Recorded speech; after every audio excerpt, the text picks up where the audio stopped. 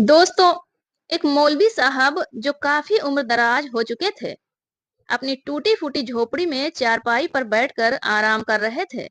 तभी झोपड़ी के बाहर एक महिला कलेक्टर की गाड़ी आकर रुकती है। महिला कलेक्टर गाड़ी से उतरती है और झोपड़ी के अंदर जाने लगती है। अंदर पहुंचकर महिला कलेक्टर मौलवी साहब के पैर छूती है और कहती है कि अब्बा, मैं आ गई हूँ।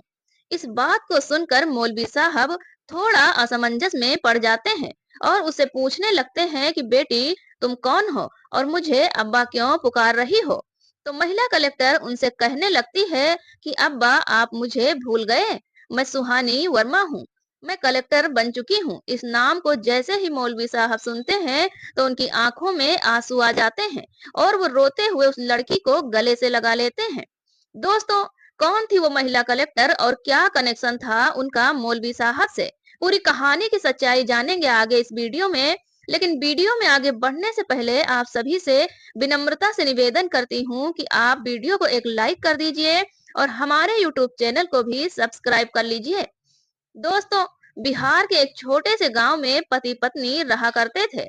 पति का नाम मनोज वर्मा होता है और उसकी पत्नी का नाम किरण वर्मा होता है। किरण जो अभी गर्भवती है और कुछ दिनों बाद उनकी डिलीवरी होने वाली है। तो इस बात को सोच सोच कर दोनों पति पत्नी बड़े ही खुश थे, क्योंकि अब उनका वंश दुनिया में आने वाला था, जिसके लिए उन्होंने अनेकों सपने सजाए हुए थे। धीरे धीरे समय गुजरता है। अब समय आ जाता है डिलीवरी का। तो मनोज वर्मा ने अपनी पत्नी को अस्पताल में भर्ती करा दिया और डिलीवरी होने का इंतजार करने लगते हैं। लेकिन जैसे ही डिलीवरी हो जाती है तो डॉक्टर साहब बताते हैं कि आपकी पत्नी की जान हम नहीं बचा पाए। डिलीवरी के दौरान उनकी पत्नी की मौत हो जाती है। अब इस बात को सुनकर मनोज वर्मा जी बहुत ज्यादा परेशान हो जाते हैं। लेकिन अब वो क्या ही कर सकते थे। इसके बाद वो पूछते हैं कि बेटा हुआ है या बेटी। तो डॉक्टर बताते हैं कि बेटी हुई है। मनोज वर्मा अपनी बच्ची और पत्नी को घर ले आता है। कुछ दिन विलाप में गुजर जाते हैं। मनोज जी खुद को संभालते हैं और अपनी बेटी का पालन पोषण में लग जाते हैं। वो अपनी बेटी को माँ और बाप दोनों का प्यार दे रहे थे। उस लड़की का नाम सुहानी रखते हैं। अब सुहानी धीरे धीरे बड़ी हो जाती है। वो स्कूल जाने काबिल हो गई थी तो उसके पिता ने एक अच्छे प्राइवेट स्कूल में उसका एडमिशन कराया था।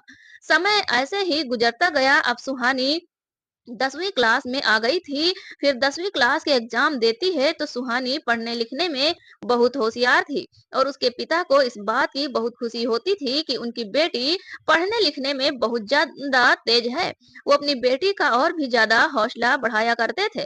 कहा करते थे कि बेटी, तू पढ़ लिख कर जरूर एक दिन कोई बड़ी अफसर बनेगी और मेरा नाम रोशन करेगी। लेकिन दोस्तों, ईश्वर को कुछ और ही मंजूर था। एक दिन अचानक से मनोज वर्मा की एक सड़क हादसे में मौत हो जाती है और इसके बाद सुहानी बिल्कुल अकेली रह जाती है। अब सुहानी के रिश्तेदार सभी उनके घर इकट्ठा हो जाते हैं और वो लोग ये तय करने लगते हैं कि अब सुहानी को अपने साथ कौन ले जाएगा।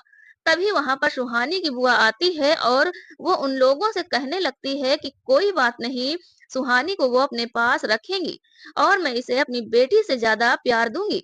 अब सुहानी को सभी रिश्तेदारों की मर्जी से उसकी बुआ के पास छोड़ दिया जाता है। वो अपनी बुआ के घर में रहने लगती है। लेकिन धीरे धीरे उसे महसूस हो जाता है कि उसकी बुआ यहाँ पर उसकी परवरिश करने नहीं, बल्कि उससे घर का काम कराने के लिए लाई है। क्योंकि दोस्तों, उसकी बुआ सुहानी से घर का पूरा काम करवाया करती थी। उसके बाद ही उसे खाने पीने के लिए दिया करती थी।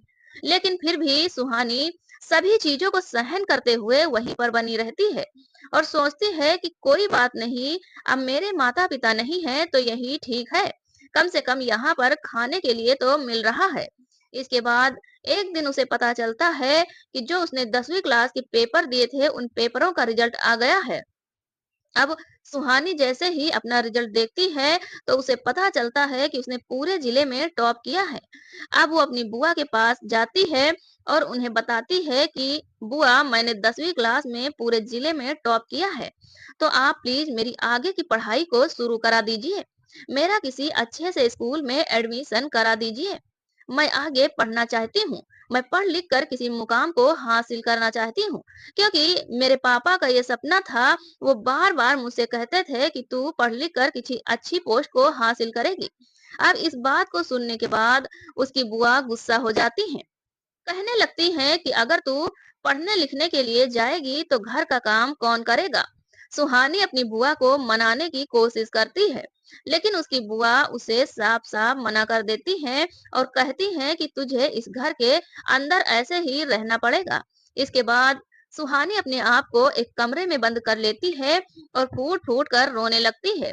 उसे अपने पापा की वो सारी बातें याद आ रही थी जो उसके पापा उससे कहा करते थे। ऐसे ही रात हो जाती है, लेकिन दिन से रात होने के बावजूद भी ना तो कोई उसे खाना देने आया था और ना ही कोई ये कहने आया था कि बेटी मत रो, हम तेरा एडमिशन करा देंगे। इसके बाद सुहानी अपने आप को संभालती है और परिस्थितियों के साथ जीने की कोशिश करने लगती है। कई बार तो उसके दिमाग में ख्याल आता है कि मैं घर को छोड़कर कहीं चली जाऊं, लेकिन वो जाती भी तो कहाँ जाती, क्योंकि उसकी बुआ उसे अपने साथ लेकर आई थी और उसका घर था। जिस घर के अंदर वो रहा करती थी, उस घर को बेचकर बुआ ने पैसे अपने पास रख लिए थे। घर ये कहकर बेच दिया था कि मैं इसकी देखभाल करूंगी तो उसमें काम आ जाएंगे। सुहानी इसी तरह से अपना जीवन गुजार रही थी। उसको दिन भर काम करना पड़ता और खाने के लिए उसे तब मिलता जब पूरा परिवार खाना खा लिया करता। इन सभी बातों से सुहानी बहुत परेशान हो जाती है और वो अब इस घर में नहीं रहना चाहती थी। उसको यहाँ पर रहते हुए 1 साल हो गया था और इस 1 साल के दौरान बार-बार उसे अपने पापा की वही बातें याद आया करती थी कि बेटी तू पढ़ने लिखने में बहुत ज्यादा होशियार है और देखना तू एक दिन बड़ी अफसर बनेगी। उसके दिमाग में अफसर बनने का भूत सवार था और इसी वजह से सुहानी उस घर से भागने का फैसला कर लेती है। एक दिन उसकी बुआ और घर वाले किसी शादी में गए थे और सुहानी को अकेले घर पर छोड़कर गए थे। आज सुहानी के पास मौका था, वो अपना सारा सामान पैक करती और चुपके से उस घर से निकल जाती है। फिर रेलवे स्टेशन की तरफ जाने लगती है। पैदल चलते हुए रेलवे स्टेशन पर पहुंच जाती है। वहां जाकर एक ट्रेन में बैठ जाती है। अब ट्रेन में तो बैठ गई थी, लेकिन उसे ये नहीं पता था कि उसे कहाँ जाना है। उसे तो केवल इस जगह से निकलना था, क्योंकि यहाँ पर उसके साथ बहुत बुरा बर्ताव हो रहा था। वो सोच रही थी कि कहीं भी चली जाऊंगी और कैसे भी करके अपना जीवन काट लेंगे। अब शाम का समय था, फिर रात हो जाती है। रात के समय में उस ट्रेन में बहुत कम सवारी थी और उन्हीं सवारी में से एक लड़का सुहानी की तरफ घूर घूर कर देख रहा था। अब सुहानी को यह सब बात बुरा तो लगता है, लेकिन वो करे तो क्या करे, क्योंकि फिलहाल वो ट्रेन के अंदर बैठी हुई थी। उसके बाद वो लड़का अपना फोन निकालता है और अपने साथियों के पास फोन करता है और उनसे कुछ बातें करने लगता है। अब सुहानी भी ये सब कुछ होता हुआ देख रही थी। वो बहुत घबरा जाती है। अब जैसे ही अगला स्टेशन आता है तो उस डिब्बे के अंदर एकदम से 3 लड़के और चढ़ते हैं और वो सभी उससे पहले वाले लड़के के पास जाते हैं। वहां लड़का सुहानी की तरफ इशारा करता है और फिर सभी लड़के सुहानी की तरफ देखने लगते हैं। सुहानी जैसे ही इन सभी चीजों को देखती है तो वो खतरे को भाप जाती है और एकदम से इस स्टेशन पर उतर जाती है। उसके उतरते ही वो लड़के भी उसके पीछे पीछे उतर गए थे और वो सुहानी का पीछा करने लगते हैं। सुहानी अपने बैग को लेकर भागने लगती है और वो लड़के भी उसका पीछा करने लगते हैं। सुहानी कभी इधर छुपती है, कभी उधर छुपती है और ऐसे ही छुपते छुपाते एक मस्जिद के सामने पहुंच जाती है। अब सवेरा भी होने वाला था, सुबह के 4 बजे थे। तभी एक मौलवी साहब नमाज पढ़ने के लिए उस मस्जिद के अंदर जाते हैं। अब जैसे ही सुहानी मौलवी साहब को मस्जिद के अंदर जाते हुए देखती है तो वो उन्हें बाबा कहकर मदद मांगने लगती है। अब इस आवाज को लड़के भी सुन लेते हैं, लेकिन इतनी ही देर में मौलवी साहब सुहानी को मस्जिद के अंदर बुला लेते हैं। वो सुहानी से पूछने लगते हैं कि बेटी तू कौन है, कहाँ से आई है और यहाँ इतनी सुबह सुबह क्या कर रही है। सुहानी रोते हुए उनको बताती है कि मैं कहीं जा रही थी और रास्ते से 4 लड़के मेरे पीछे लग गए।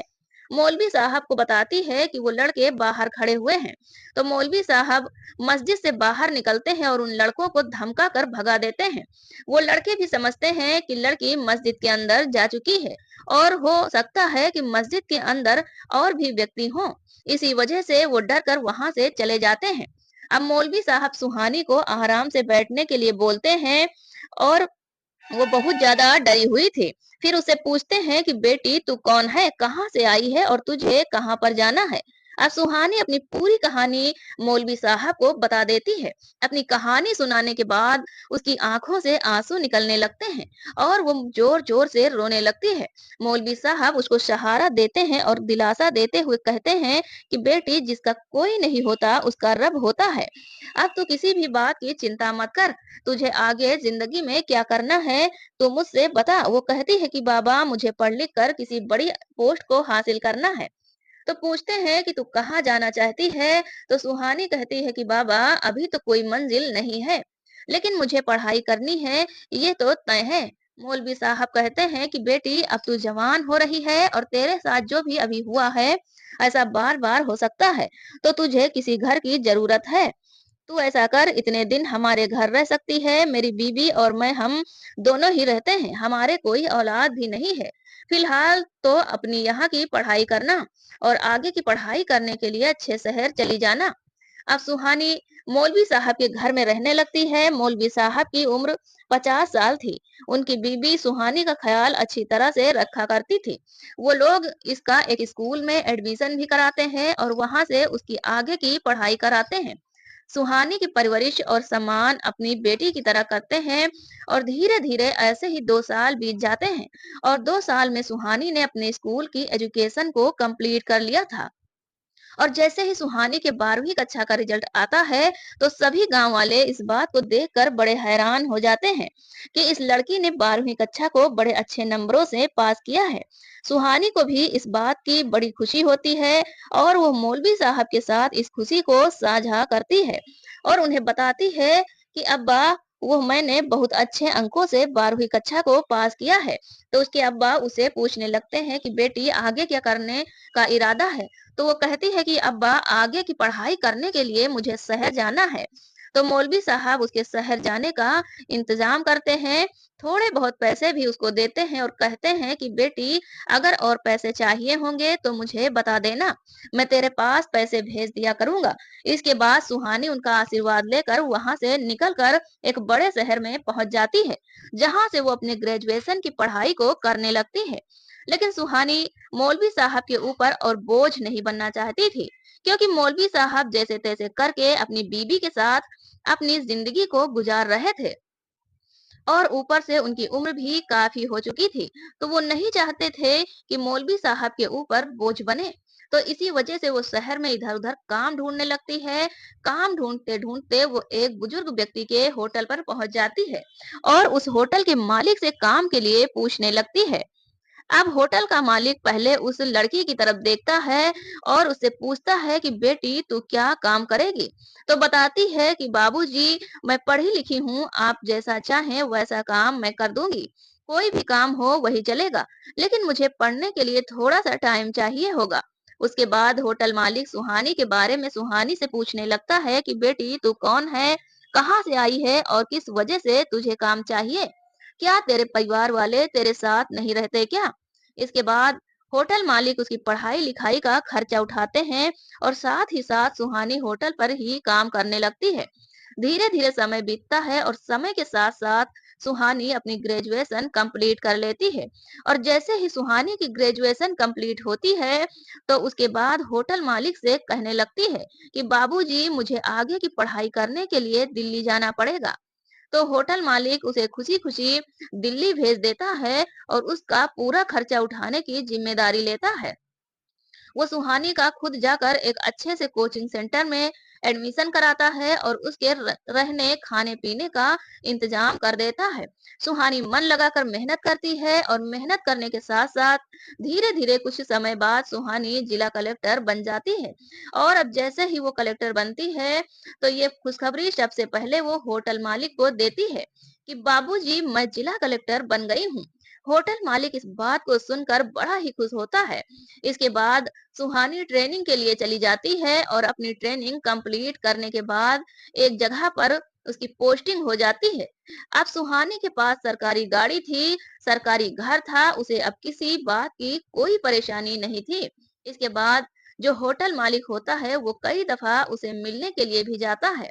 सुहानी उनके अच्छे से स्वागत करती है और बाबूजी बाबूजी कहकर उनको संबोधित करती है। अब होटल मालिक जैसे ही उससे मिलने के लिए आया था तो एकदम से उसे उन मौलवी साहब की भी याद आ जाती है, क्योंकि मौलवी साहब और उनकी बीबी ने भी उसके साथ बहुत ही अच्छा व्यवहार किया था और 2 साल तक उसकी देख रेख की थी और 12वीं क्लास तक उसे शिक्षा दिलाई थी। इसके बाद सुहानी मौलवी साहब से मिलने का मन बना लेती है और अपनी सरकारी गाड़ी में बैठकर सीधा मौलवी साहब के घर चली जाती है। अब इन बातों को लगभग 7 साल बीत गए थे और 7 साल बाद सुहानी एक कलेक्टर साहिबा के भेष में सीधा उस जगह पर पहुंचती है जहां वो कभी मौलवी साहब और उनकी बीबी के साथ रहा करती थी। वहां पहुंचने के बाद देखती है कि जिस घर में कभी वो रहा करती थी वो घर फिलहाल नहीं है। उस घर की जगह एक टूटी फूटी झोपड़ी बनी हुई है। तो सुहानी उस झोपड़ी के अंदर जाने लगती है। सामने मौलवी साहब एक चारपाई पर बैठे हुए थे और सुहानी की तरफ असमंजस भरी निगाहों से देख रहे थे। सुहानी जाकर उनके पैर छूने लगती है तो मौलवी साहब उनसे कहने लगते हैं कि बेटी कौन है तू और मेरे पैर क्यों छू रही है। तो सुहानी उनसे कहने लगती है कि अब्बा, वो आप मुझे भूल गए। मैं सुहानी वर्मा हूँ। सुहानी का नाम सुनते ही उन्हें पता चलता है कि वो जिला कलेक्टर बन गई है। अब मौलवी साहब फूट फूट कर रोने लगते हैं और रोते हुए सुहानी को गले लगा लेते हैं। अब जब मौलवी साहब की झोपड़ी के सामने एक बहुत बड़ी कार आकर रुकी थी, तो गांव के लोगों में हड़कंप मच जाता है और सभी सोचने लगते हैं कि मौलवी साहब ने ऐसा क्या कर दिया जो उनकी झोपड़ी पर इतने बड़े बड़े लोग आए हैं और साथ में पुलिस भी है, क्योंकि सुहानी के साथ सुरक्षा कर्मियों की गाड़ियां भी थी। तो सभी गांव के लोग वहां पर इकट्ठा हो जाते हैं। उसके बाद जैसे ही सभी लोगों को पता चलता है कि ये वही सुहानी है जो 2 साल तक इसी गांव में रही थी, तो सभी लोग सुहानी की कामयाबी की बेहद खुशी मनाते हैं और सुहानी को बहुत ही ज्यादा प्रोत्साहित करते हैं। अब सुहानी मौलवी साहब से कहती है कि बाबा अम्मा कहाँ हैं? दिखाई नहीं दे रही। तो बाबा बताते हैं कि बेटी उनको गुजरे हुए 3 साल हो गए हैं। ये बात सुनकर सुहानी रोने लगती है और कहती है कि अब्बा चलो, अब आपको यहाँ नहीं रहना है। पहले तो मौलवी साहब उनसे मना करते हैं, बेटी मुझे यहीं पर रहने दो। लेकिन सुहानी उनसे जिद करती है, कहती है कि बाबा आपको मेरे साथ चलना होगा और मैं आपकी सेवा करना चाहती हूँ। लेकिन मौलवी साहब उसे कहते हैं कि बेटी यहाँ पर पास में मस्जिद है, तो मैं वहाँ पर जाकर नमाज पढ़ लेता हूँ, लेकिन मैं वहाँ ये काम कैसे करूँगा। तो सुहानी उन्हें बताती है कि जहाँ पर मेरा घर है उससे थोड़ी दूर पर ही एक मस्जिद है, वहाँ जाकर आप नमाज पढ़ लिया करना। अगर आपको ये लगता है कि मैं एक हिंदू हूँ तो ये चीज अपने दिमाग से निकाल दीजिए, क्योंकि आपने जिस वक्त मेरी मदद की थी तो आपने ये चीज नहीं देखी कि मैं हिंदू हूँ या मुस्लिम हूँ। आपने इस चीज का बिल्कुल भी भेदभाव नहीं किया था। तो मैं भी आपकी सेवा इसी तरह से करूंगी। आप मेरे पिता समान हो और पिता की तरह ही मैं आपकी सेवा करना चाहती हूँ। ऐसा कहकर सुहानी मौलवी साहब को अपने साथ ले जाती है और उसकी इस बात को देखकर गांव के सभी लोग वाह वाह करने लगते हैं। मौलवी साहब उसके घर में रहा करते हैं और पास वाली मस्जिद में नमाज अदा करने चले जाया करते हैं। सुहानी मौलवी साहब की अच्छी तरह से देख रेख किया करती है और जब कभी सुहानी से कोई मिलने के लिए आया करता है तो वो मौलवी साहब को घर के अंदर देखकर बड़ा ही हैरान हो जाता है। लेकिन जब सुहानी पूरी कहानी उनको बताया करती है तो वो लोग भी सुहानी की तारीफ किया करते हैं और कहते हैं कि ये होती है असली इंसानियत। कभी कभी वो होटल मालिक भी उनसे मिलने के लिए आया करता है। वो अपने सपरिवार और अपनी बेटी को सुहानी को दिखाकर बताया करता है कि ऐसी होती हैं बेटियां। सुहानी दोनों का अपने पिता की तरह मान सम्मान किया करती है। होटल मालिक अपने घर में रहा करते हैं, लेकिन मौलवी साहब उनके पास ही रहा करते हैं।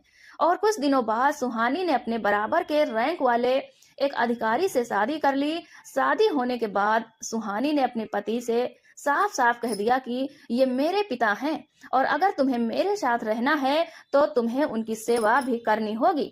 सुहानी का पति जैसे ही पूरी कहानी को सुनता है कि किस तरह से सुहानी आईएएस ऑफिसर बनी है और किस समय में मौलवी साहब ने उनके साथ दिया था, तो जो सुहानी का पति होता है उसकी आंखों में भी मौलवी साहब की इज्जत और भी ज्यादा बढ़ जाती है और वो भी उनकी अच्छी तरह से देखभाल करने लगते हैं। तो दोस्तों, ये थी कहानी एक लड़की की जिसके माता पिता उसको बचपन में ही छोड़कर चले गए, लेकिन उसके बाद भी उसने अपने मुकाम को हासिल किया और कामयाब होकर समाज में दिखाया। आप क्या कहना चाहते हो मौलवी साहब और होटल मालिक जैसे व्यक्ति के बारे में? आपकी जो भी राय है हमें कमेंट करके अवश्य बताइए। अगर कहानी आपको जरा भी पसंद आई हो तो प्लीज वीडियो को एक लाइक कर दीजिए और हमारे यूट्यूब चैनल को भी सब्सक्राइब कर लीजिए। मिलते हैं फिर से एक नई और इंटरेस्टिंग कहानी के साथ। तब तक के लिए धन्यवाद। जय हिंद, जय भारत।